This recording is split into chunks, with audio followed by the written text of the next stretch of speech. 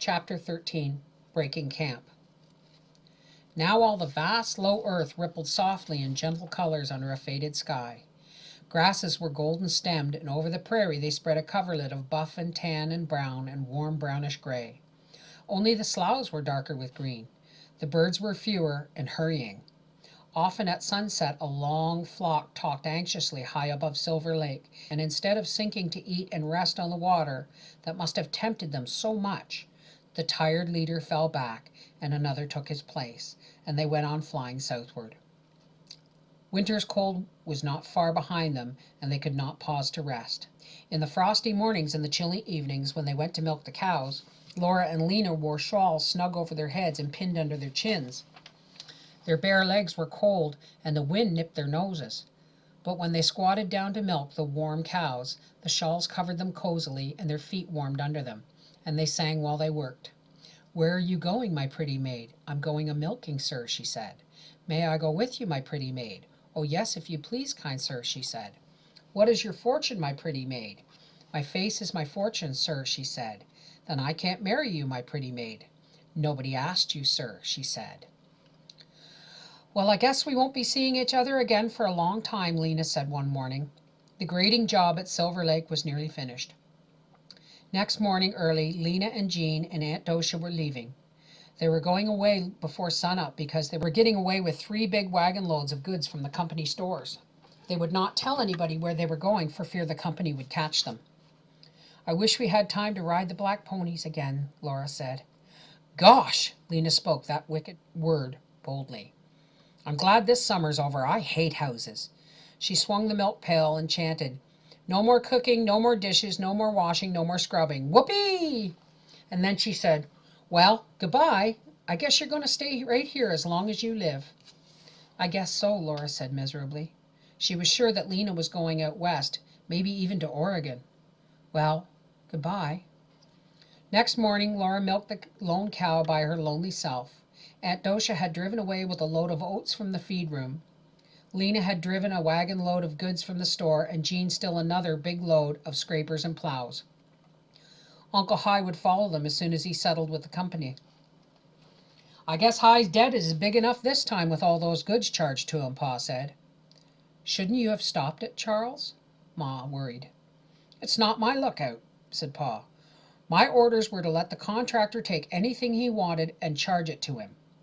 "Oh, come, Carolyn, it wasn't stealing. Hi hasn't got away with any more than's due him from his work here and at the camp on the Sioux. The company cheated him there, and he's gotten even here. That's all there is to it." "Well," Ma sighed, "I'll be glad when these camps are gone and we're settled again." Every day the camp was noisy with men drawing their last pay and leaving. Wagon after wagon went away to the east. Every night the camp was emptier. One day Uncle Henry, Louisa, and Charlie started the long drive back to Wisconsin to sell the farm. The boarding shanty and the bunkhouse were deserted. The store was empty. And Pa was only waiting till the company man came to check his bookkeeping. "We'll have to go east somewhere to spend the winter," he said to Ma. "The shanty's too thin for zero weather, even if the company had let us stay in it, and even if we had any coal." "Oh, Charles," Ma said, "you haven't even found the homestead yet. And if we're to spend the money you've earned just living till spring—" "I know, but what can we do?" said Pa. "I can find the homestead all right before we leave and file on it next spring. Maybe next summer I can get a job to live on and pay for the lumber to build us a shanty. I could make a sod shanty, but even so it will take all we've got to live till spring, with the prices of supplies out here and coal. No, we'd better go east for the winter." It was so hard to get ahead. Laura tried to cheer up, but she couldn't. She did not want to go back east again.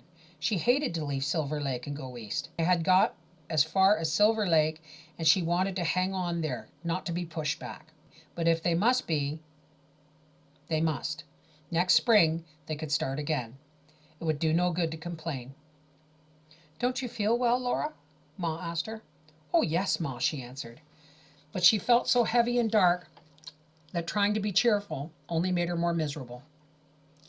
The company man had come to check Pa's bookkeeping, and the last wagons from the west were going by.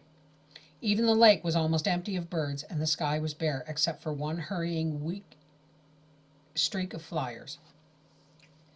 Ma and Laura mended the wagon cover and baked bread for the long drive. That evening Pa came whistling from the store, and he blew into the shanty like a breeze. "How'd you like to stay here all winter, Caroline? In the surveyor's house?" "Oh, Pa, can we?" Laura cried. "You bet we can," said Pa, "if your ma wants to. It's a good, sound, weather-tight house, Caroline. The head surveyor was at the store just now, and he says they thought they had to stay, and they laid in coal and provisions enough to last them through. But if I take charge and be responsible for the company tools till spring, they'll go out for the winter." The company man's agreed. "There's flour and beans and salt meat, potatoes, and even some canned stuff," he told me, "and coal.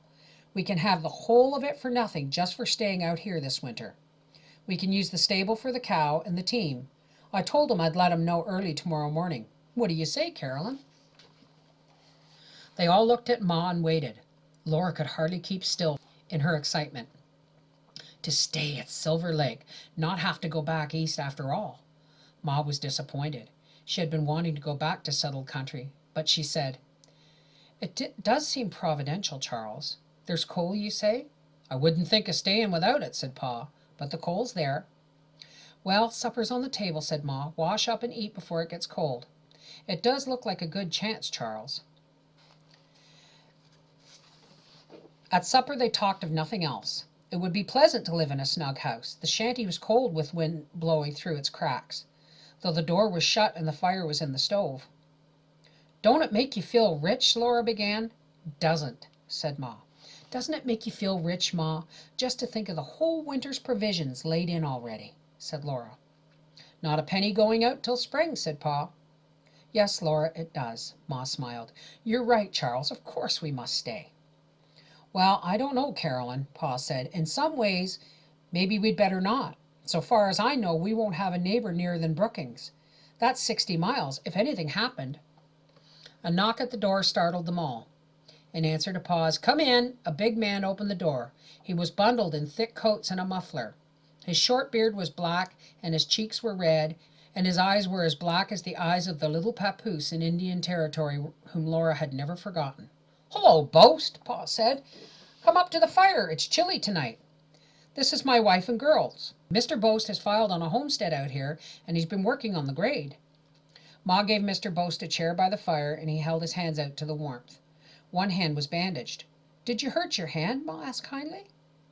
"Only a sprain," said Mr. Boast, "but the heat feels good on it." Turning to Pa, he went on, "I'm needing some help, Ingalls. You remember my team that I sold Pete? He paid me part down, and he said he'd pay the rest the next payday. But he kept putting it off, and now I'm darned if he hasn't skipped out with the team. I'd go after him and take them, but his son's with him, and they'd put up a fight. I don't want trouble with two toughs at once, and me with a lame hand. There's enough of us around yet to tend to it," said Pa. "Oh, I don't mean that," said Mr. Boast. "I don't want any trouble." "Then where do I come in?" said Pa. "I was thinking there's no law out here. No way to collect a debt, no officers, not even a county. But maybe Pete don't know that." "Ho, ho," said Pa. "You want me to make out some papers to serve on him." "I've got a man that'll act as sheriff and serve him," said Mr. Boast. His eyes twinkled as much as Pa's, but the twinkles were not alike.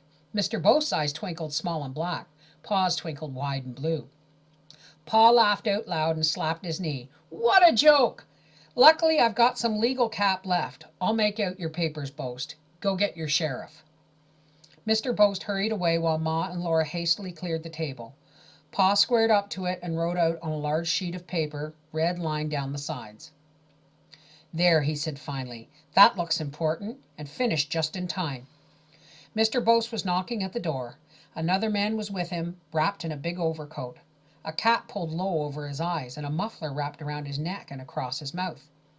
"Here you are, Sheriff," Pa said to him. "Serve this writ of attachment and bring back the team or the money, dead or alive, with no cost of this suit at law." Their laughter seemed to shake the shanty. Pa looked at the cap and muffler that hid the man's face.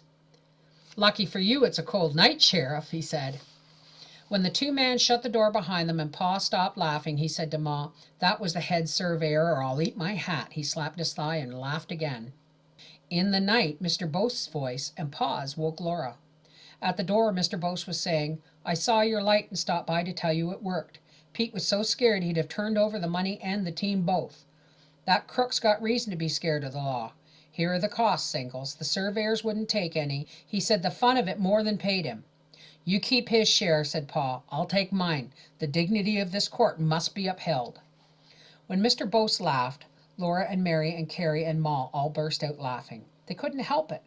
Pa's laugh was like great big bells ringing. It made you feel warm and happy. But Mr. Bose's laugh made everybody laugh.